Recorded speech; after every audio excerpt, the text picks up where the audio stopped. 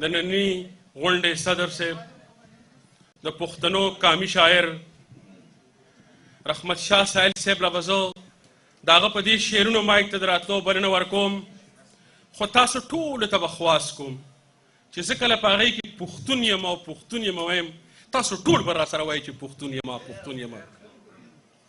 څوک دې چاته نه وایي، څوک دې چاته نه وایي ما ټوله دنیا پیژني، څوک دې چاته نه وایي ما ټوله دنیا پیژني. زه خپله عنوان خپله مضمون یمه، پښتون یمه پښتون یمه. او سپک نظر هم سترګې درنې کې چې راوګوري، سپک نظر هم سترګې درنې کې چې راوګوري. زه خدای زیږولی داسې دروند یمه، پښتون یمه پښتون یمه. مونږ سندرې نه وایو محبوبې د پردو سترګو،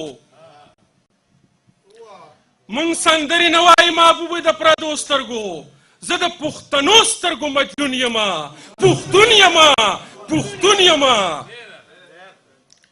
په دې شعرونو باندې د پښتنو قامي شاعر د خوشحال خان د پټکیول، د احمد شاه د تورې شړنګ، د ملالۍ ټپه، د باچا خان د امن او د ورورولۍ د سیاست وارث او د پښتنو پیغلو او زلمیانو د اوچو شونډو ترجمان رحمت شاه سایل صاحب له بلنه ورکوم چې راشي تاسو ته خپله وینا او کلام وکړي.